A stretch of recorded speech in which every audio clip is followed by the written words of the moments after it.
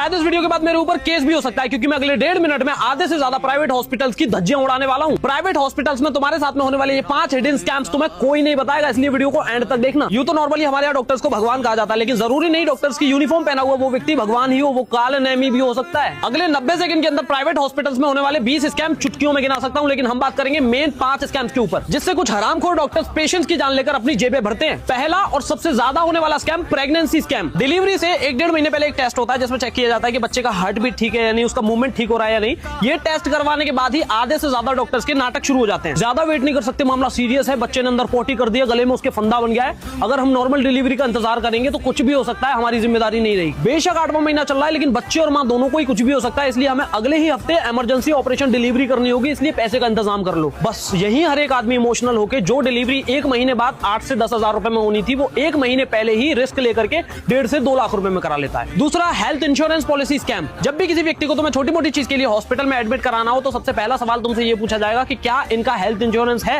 तुम्हारे हाँ कहते ही वहां के स्टाफ को समझ में आ जाएगा कि इंश्योरेंस कंपनी को कैसे लूटना है। अब तुम्हें लगेगा कि यार मेरा बिल इंश्योरेंस कंपनी पे कर रही है तो मुझे इसमें दिक्कत क्या है। अरे भाई, अन्न पराया हो सकता है लेकिन पेट तो तुम्हारा है। वो ऊना दूना बिल बनाने के लिए इंजेक्शन और सर्जरी से तुम्हें छेद के रख देंगे, उसका क्या। अगर उस व्यक्ति की बीमारी छोटी मोटी है तो छूटते ही तुम्हें मना कर देना है, क्योंकि अगर हाँ कर दिया तो ये कुत्ते को हड्डी दिखाने जैसा होगा। अब तीसरा है मेडिसिन स्कैम। जरूरी नहीं कि कोई भी डॉक्टर्स तुम्हें दवाइयां लिखे तो वो दवाइयां तुम्हें उसी के स्टोर से या उसी के मेडिकल से लेनी पड़ेंगी। तुम्हें कानूनी तौर पर पूरा अधिकार है कि तुम दवाइयां कहीं से भी खरीद सकते हो। पहले चेक कर लो हॉस्पिटल के मेडिकल स्टोर पे दवाइयों की प्राइसिंग क्या है और बाहर प्राइसिंग क्या है, जहां से अच्छा लगे वहां से खरीदो। चौथा, इमरजेंसी आईसीयू स्कैम। इसमें परिवार को बोला जाता है कि इनकी कंडीशन बहुत ज्यादा खराब होती जा रही है, इनका ऑक्सीजन लेवल गिरता जा रहा है, अगर आईसीयू में भर्ती नहीं किया तो इनके साथ में कुछ भी हो सकता है। अब यहाँ कितना भी गरीब आदमी हो, वो अपने फैमिली मेंबर को बचाने के लिए तुरंत ही आईसीयू में भर्ती करने के लिए हाँ कह देगा, और यही शुरू हो जाएगा डॉक्टर्स के चार्जेस का नंगा नाच। आईसीयू में bed charges, monitoring charges, oxygen charges, nursing charges, doctor charges, uses of equipment charges, और भी न जाने कितने चार्जेस को बिल में ऐड करके उस बेचारे की खून पसीने की कमाई को चूस जाएंगे ये हरामखोर। अब 5वां और सबसे मेन ओवर प्राइसिंग स्कैम, जो ज्यादातर लोगों के साथ में होता है। जब तुम हॉस्पिटल से डिस्चार्ज ले रहे होते हो, इसमें डिस्चार्ज के बाद जब फाइनल बिल पे करना होता है, जब बेचारे ज्यादातर लोगों को जानकारी ना होने की वजह से जितना उनसे बोला जाता है वो बेचारे उतना ही पे करके चले जाते हैं, जबकि बिल में पैसा बढ़ा चढ़ाकर ऐड किया जाता है। एमआरपी से महंगी दवाइयां,